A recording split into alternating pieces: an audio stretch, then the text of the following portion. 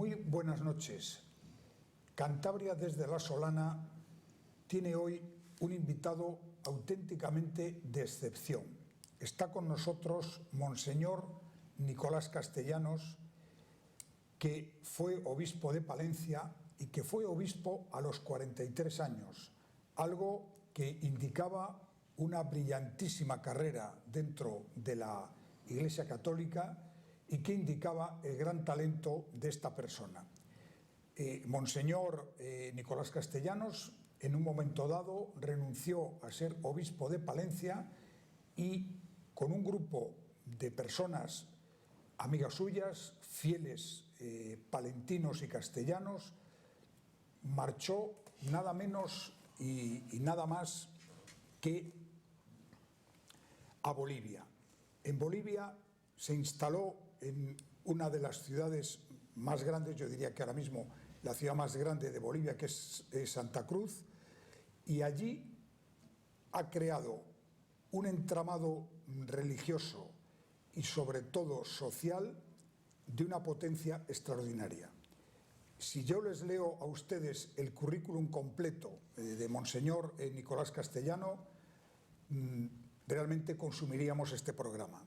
Pero baste decir que, en primer lugar, tiene múltiples distinciones en España, pero también muchas en Bolivia y concretamente en Santa Cruz. Eso indica la recepción que ha tenido allí su obra y su trabajo de misionero, trabajando siempre con los más humildes. Pero vamos a dar algunas pinceladas. Es Premio Príncipe de Asturias de la Concordia en 1988, Leonés del Año en ese mismo año. En Santa Cruz de la Sierra ha sido nombrado y condecorado, con la medalla al mérito municipal.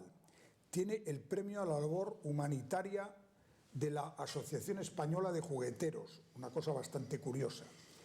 Tiene el premio Castilla y León a los valores humanos en 2001, medalla al mérito de la prefectura del departamento de Santa Cruz, Bolivia, por su contribución al desarrollo humano y social. Múltiples condecoraciones, entre otras la Cruz al mérito en el trabajo en España, y su labor en Santa Cruz, en Bolivia, en una de las zonas más deprimidas de Santa Cruz, ha sido realmente meritoria. Y para hablar esta noche aquí con nosotros y con Monseñor está el director de Popular Televisión. Buenas noches, Gervasio. Buenas noches. Comenzamos la entrevista con Monseñor. Pues después de esta introducción de Manuel Ángel en su programa, pues agradecerle también a él que me haya invitado y tener la oportunidad de estar aquí con usted. Monseñor, ¿qué le llevó a usted, siendo obispo de Palencia en el año 1991, a pedir su renuncia al Santo Padre para usted marcharse a esa misión que el Señor le ha llamado en Bolivia? ¿Qué le llevó a usted? Eso último que acabas de decir. O sea, un obispo puede sentir la llamada del Señor a ir a la misión a dientes. Entonces yo toda la vida me había pasado viviendo cerca de los pobres, con los pobres, y llegó un momento que me dije: lo que has estado predicando hasta ahora, vete a vivirlo en la práctica con ellos. Y entonces, sin más, presenté mi renuncia al Papa, hoy Santo, Juan Pablo II, y me la aceptó y me fui de misionero a Bolivia. Bueno, usted tiene publicados varios libros realmente muy interesantes. En uno de ellos usted se plantea esa dicotomía de ser cristiano en el norte. Cuando digo el norte me refiero al mundo rico, al mundo de Europa, de los Estados Unidos, y estar viviendo esto en contraposición contra el sur, que es el mundo de la pobreza, incluso en ocasiones de la pobreza extrema. Es decir, ¿cómo responde un cristiano ante esta dicotomía, ante esta especie de enfrentamiento? Sí, efectivamente, es algo que se te plantea en la vida, y yo llegó un momento que dije: mi presencia, la llamada del Señor a mí es a estar con los pobres, que por otra parte tiene una resonancia evangélica muy fuerte. Jesús no excluyó a nadie, pero siempre dio la preferencia a los pobres. Y en ese sentido, yo, humilde discípulo de Jesús, quise seguir sus pasos e ir a compartir la aventura de los pobres, porque, por otra parte, los pobres te evangelizan, los pobres te dejan sentir. Yo allí siento más a Dios, incluso que en este mundo. Hay otro mundo de valores, etcétera, y esa fue un poco la opción que a mí me llevó a ir a Bolivia. Monseñor, ¿qué tiene la misión? Hablando con otros misioneros que cuando suelen venir en verano de vacaciones, etcétera, al cabo de poco tiempo, es curioso, en su tierra, después de ver los que tienen padres a sus padres o a sus hermanos, etcétera, que lo hacen con gozo, lógicamente, pero no entienden esta sociedad de la que ellos han formado parte y que han abandonado. ¿Qué nos pasa en este occidente que habla Manuel Ángel? ¿Qué sucede? ¿Cómo cree usted que estamos actuando y cómo se ve desde allí, desde Bolivia? Mira, ahí te diría una frase que tengo acuñada.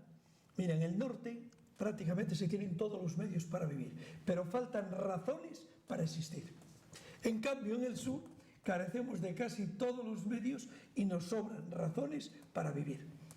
Entonces, yo te digo que yo valoro y sabemos que el mundo tiene que progresar hacia un bienestar y un bienestar que llegue a todos, pero tienes unas razones, unas esperanzas en aquel mundo que no tienes aquí.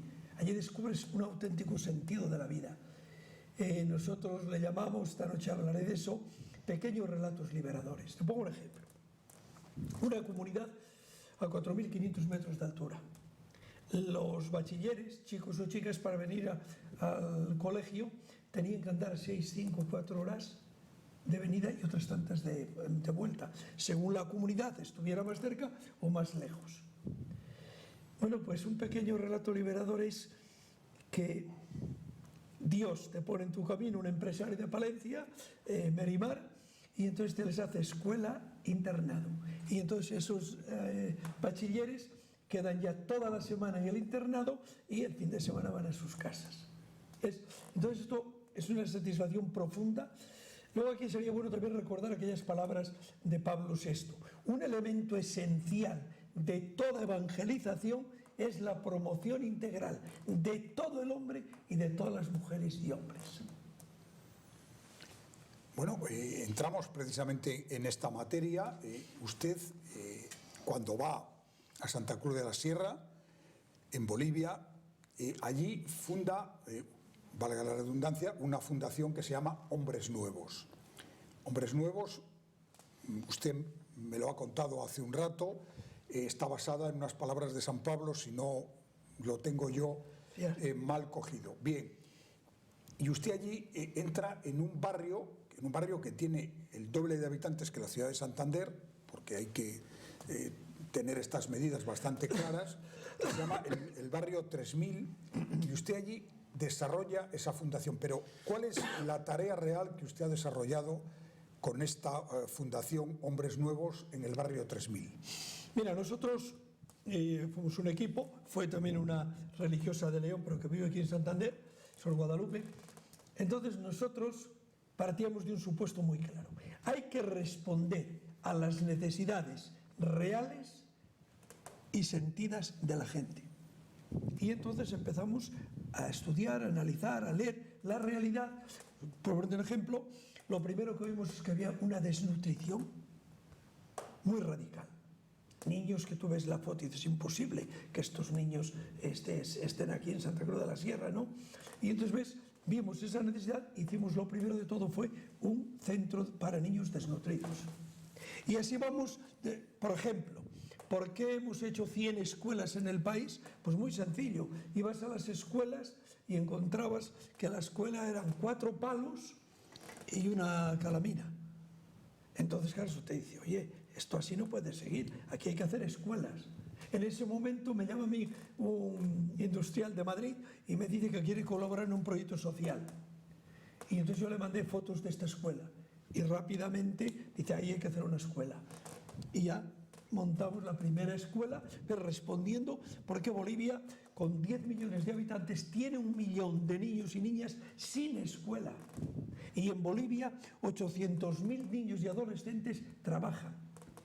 Entonces, ¿ves? Eso te va dando las respuestas que tú, con la colaboración, con la solidaridad de este primer mundo, del norte, vas instrumentando allí esos vehículos para que la gente pueda promocionarse, pueda llegar a ser alguien, y el único camino es la educación, la cultura, y no hay otro camino.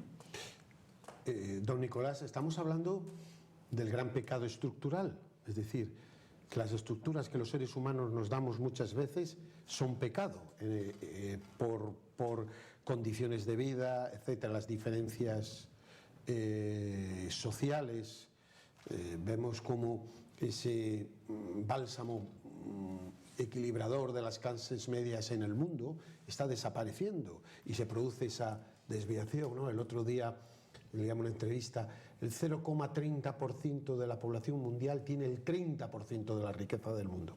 Bien, usted eso lo ha vivido, lo ha visto. ¿Se está superando?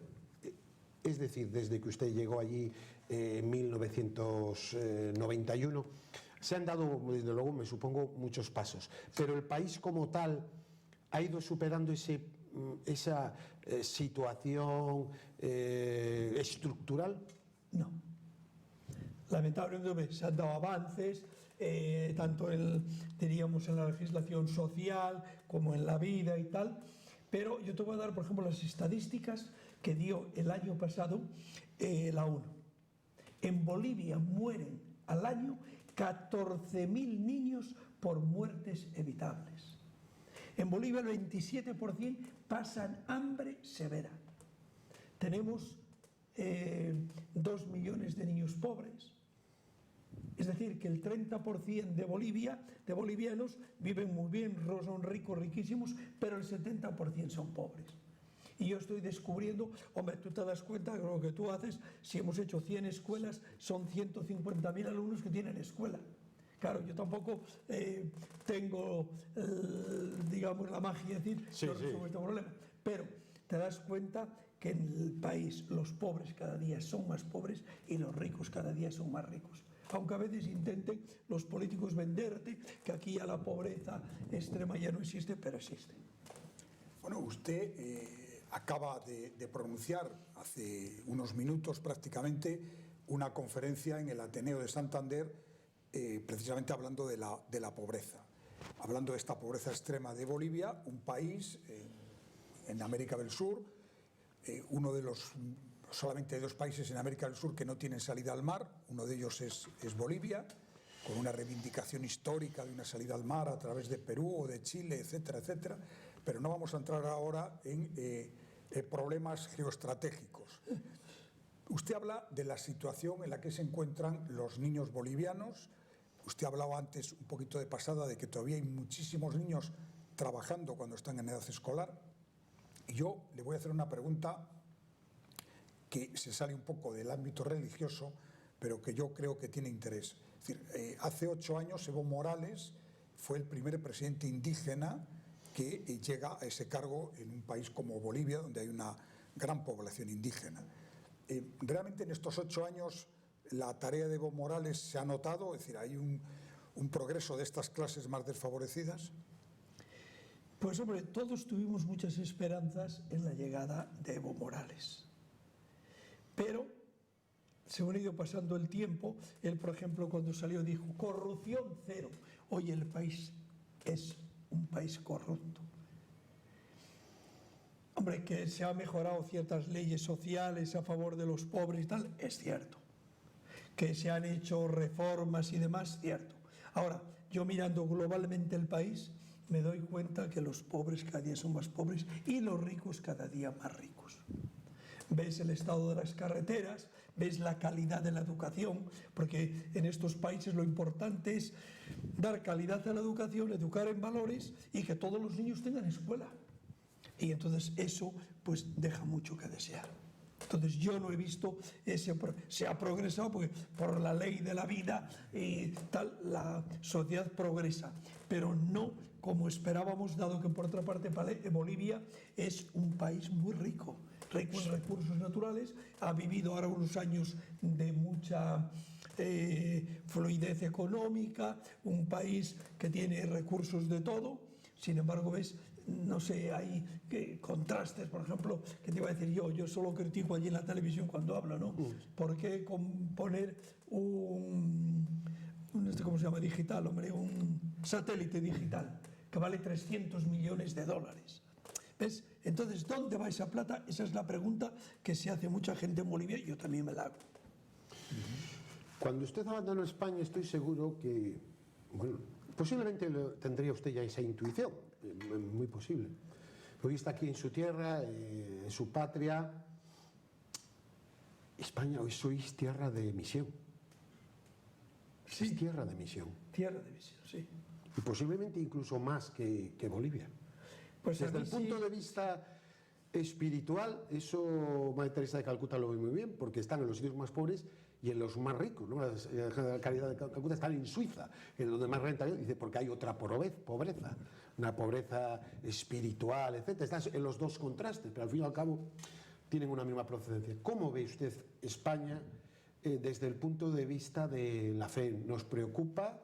Porque estamos en tierra de misión y nos encontramos que los que estamos aquí en esta tierra no sabemos evangelizar, no sabemos los métodos para llevar. Nuestro testimonio posiblemente no sea suficiente. ¿Cómo lo ve usted desde ese observatorio? Sí. Hombre, efectivamente te llama la atención. Allí, por ejemplo, donde estoy yo en la Eucaristía de los domingos tengo más gente joven que mayor. Y aquí, en cambio, es una Eucaristía no encuentras mayormente gente joven. Entonces, para mí es un problema preocupante. Un problema esencial, sustancial. La Iglesia lo que tiene es que anunciar a Jesús. Y anunciar a Jesús y anunciar el Dios de Jesús es un compromiso real con toda la sociedad. Yo me parece, veo el contraste. ¿Por qué Bolivia, la Iglesia, es la institución de mayor credibilidad social? ¿Y por qué aquí en las encuestas figura al final de todo? Yo eso verdaderamente lo veo muy preocupante y yo creo que hay que situarse en el momento que estamos viviendo, hay que analizar y hay que tomar las medidas pertinentes a un tema que es esencial. Lo importante es que acontezca el reino que anunció Jesús en la sociedad de hoy. No podemos ser nostálgicos del ayer, no, aquí hay que ser, a ver cómo hacemos presente en esta sociedad secularizada, en esta sociedad del bienestar, en esta sociedad a veces frustrada, a ver cómo hacemos presente el mensaje de Jesús. Entonces yo creo que aquí habrá que ser creativos. Yo digo muchas veces, hablando de este tema, digo, hoy en la Iglesia fallamos en dos cosas. Primera, falta de fe en el Espíritu Santo. Y segunda, hay que aplicar una mayor creatividad, aplicar unos medios y métodos que respondan al hombre y a la mujer de hoy. Y entonces yo creo que ahí tenemos un reto y un desafío y que tendríamos que crear un clima de discernimiento colectivo a base de oración y de diálogo. Hay que dialogar, hay que escuchar, no hay que estar todo el día hablando en contra de la sociedad, de los males del mundo de hoy, sino que lo que hay que intentar es escuchar al hombre y a la mujer de hoy y desde ahí juntos buscar soluciones. Por ejemplo, yo me parece que tenemos que tener una mayor colegialidad. Ese capítulo del Vaticano II está inédito. Una mayor colegialidad. ¿Qué papel desarrollan los laicos, la mujer? Yo, por ejemplo, no entiendo actualmente que la mujer en la Iglesia de hoy no tenga más que voz, no tenga voto. ¿Por qué la mujer no interviene en las decisiones? Nunca interviene. Siempre las decisiones las toman hombres, sacerdotes, obispos, etc. Entonces yo creo que hay que darle una mayor relevancia al papel del laico y también a la mujer. La mujer tiene que tomar decisiones en los temas de la Iglesia. Mira, yo en mis tiempos de obispo llegué a hacer esta afirmación. ¿Qué momento más oportuno para nombrar a Santa Teresa de Calcuta? Haberla nombrado cardenal. Era la manera que nadie se iba a oponer y era entrar a la mujer por la puerta grande en la Iglesia. Me decía un amigo esta semana, Monseñor, que el Santo Padre va en un reactor a gran velocidad, pero que la Iglesia va con yunta de bueyes casi en tractor, o una gran parte de la jerarquía, tampoco vamos a decir todo. Evidentemente este regalo del Señor, que es el Papa Francisco, está rompiendo moldes con muchas dificultades. El planteamiento debe de ser total, ¿no? Ahora tenemos precisamente Pentecostés el domingo, no tengamos miedo, ¿no? Esa rotura, los discípulos estaban llenos de miedo. Tenemos miedo, mucho miedo en la jerarquía, al que dirán, a esto, al otro. Los que participamos de la Iglesia vemos muchísimos miedos, a veces miedos infantiles, incluso sin sentido. Bueno, ¿cómo se puede ir rompiendo esto sin abandonar la caridad? Porque tampoco se trata de entrar como un elefante en una cacharra. Exactamente.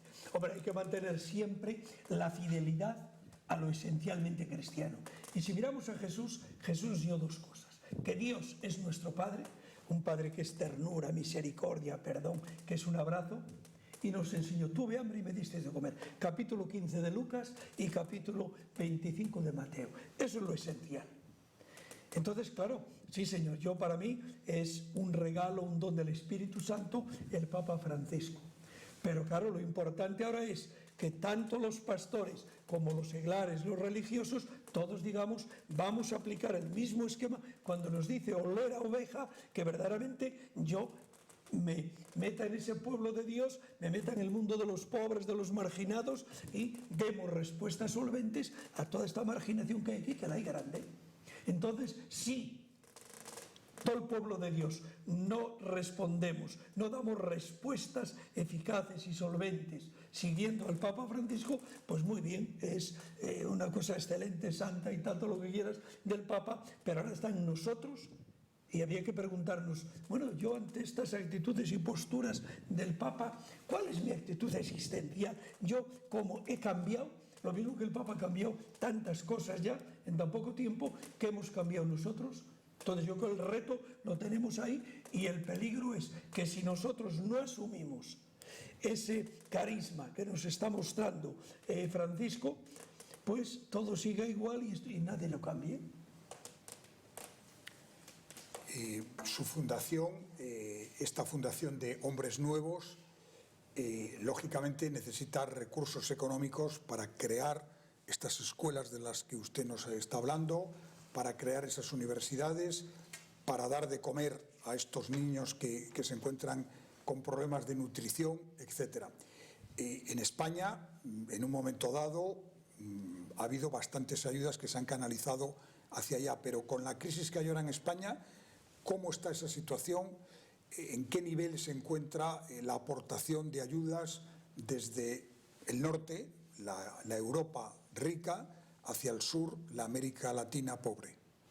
Pues yo quiero aprovechar esta oportunidad de Cantabria. Nosotros hemos recibido muchas ayudas, colaboraciones, hemos podido hacer comedores y hasta iglesias. Tenemos una gran iglesia allí, hecha por la familia Martín Marsal, y efectivamente, y así pues los rotarios, el gobierno de Cantabria, el ayuntamiento de Cantabria, Polanco, una escuela de, no me viene ahora el nombre, una escuela de, no está lejos de aquí, también nos han colaborado durante un año. Es decir, que yo aprovecho esta oportunidad para reconocer la ayuda de Cantabria a nuestro proyecto de Hombres Nuevos. Que duda cabe que nosotros antes, por ejemplo, hacíamos 5 y 6 escuelas cada año. Pero desde que vinieron los recortes aquí en Bolivia, esto en España, pues en Bolivia se ha sentido, ahora este año hemos hecho 2 escuelas. Ha aumentado mucho, si quieres, la aportación individual, privada. Pero la institucional ha disminuido mucho debido a la situación que se vive en España. Con todo, nosotros seguimos manteniendo todo el proyecto, y en vez de hacer, todavía últimamente este año hemos hecho 3 iglesias, allá en la selva, abandonados, que toda su vida era tener la ilusión, tener una iglesia. Llegaron a nosotros, siempre hay gente como este Martín Vallejo aquí de Santander, que él decía, yo quiero colaborar para hacer iglesias, y hemos hecho 2 iglesias con la ayuda de él. ¿Y vocaciones sacerdotales? ¿Cómo están las vocaciones sacerdotales? Es decir, Bueno, pues eso es ahora en Europa la preocupación, y no voy a decir dentro de Europa, de España más, porque yo creo que la crisis es curioso, que le iba a decir, este país católico por los cuatro costados, hoy está peor que Francia desde el punto de vista de vocaciones. Quizá Francia ha pasado el sarampión antes y ha sabido quizá abordar más rápidamente, ha sido más consciente. El problema es que nosotros estamos aprendiendo a evangelizar, no sabemos cómo y no acertamos a sintonizar, y este es un grave problema. Ese es un grave problema. ¿Cómo está el tema de las vocaciones? Fundamental, vocaciones al sacerdocio principalmente, al campo religioso, usted es agustino, tanto femenino como masculino, al orden diaconal, en fin, ¿cómo? Bien, hoy yo creo que es uno de los retos que tiene el Papa Francisco, el tema de las vocaciones. Allí también se siente la crisis. Yo te pongo un ejemplo. La diócesis de Santo Cruz de la Sierra tendrá 150 sacerdotes, solo bolivianos son 25, los demás son religiosos de otros países, etc. Sin embargo, yo aquí quiero decir una cosa. Nosotros en la parroquia, llevamos 23 años, en este momento tenemos 3 seminaristas, uno ya diácono, los otros ya han recibido las órdenes menores y el otro se va a ordenar de diácono pronto. Entonces, yo digo una cosa mirando a España. Antes, yo fui provincial de los agustinos y lo sé bien, antes en las vocaciones había una gran inversión económica, de medios, y una gran inversión de personas. Y hoy yo me doy cuenta que prácticamente no hay ni inversión ni económica ni de medios. Es decir, la vocación Dios llama, pero nosotros tenemos que aplicar la creatividad y mirar la forma de que la juventud, que es difícil, yo lo sé, es complejo, pero tenemos que tener también en ese campo mucha más creatividad. Hay que dedicar medios, personas y economía. Y la familia, porque es la primera. Usted seguro que su vocación nació en su familia, claro, en sus padres. Oye, es verdad, es un problema, porque si las familias no son creyentes, si ahora estamos en tiempo de primeras comuniones, ¿no? Y desgraciadamente muchas veces primera y última comunión, lo estamos viendo. Esto es un drama porque eso lo que deja es un auténtico desierto detrás. Sí, señor. No es fácil, pero sí es verdad que el Señor no nos va a abandonar. La banca de Pedro no queda abandonada, ¿no? Y tenemos que ser optimistas, ¿no? Sí, señor, y ese es otro problema serio. La familia, hoy sabemos la complejidad de la familia, pero también en esas familias asiduas hay que intentar trabajar y ver la forma de hacerles comprender que le puede llamar a uno de sus hijos, le puede llamar el Señor. Entonces, el tema de la familia, que es muy complejo, muy difícil, pero también creo que hay que aplicar más creatividad, más confianza en el Espíritu Santo y hay que seguir adelante. Bueno, Monseñor Castellanos, llegamos al final de esta entrevista que yo creo que ha sido muy instructiva, pero si alguien quiere colaborar con esta fundación suya, Hombres Nuevos, ¿dónde se tiene que dirigir? Bueno, nosotros tenemos la fundación, la tenemos en Palencia y, hombre, se puede, yo ahora en este momento no sé ni el número de cuenta y tal, pero la fundación está en Palencia. Página web, me supongo. En página web, exactamente, en la página web sale y ahí pueden informarse dónde y cómo pueden colaborar. Pues muchísimas gracias, Gervasio, muchas gracias. A ti, muchísimas gracias por haber estado esta noche aquí con nosotros.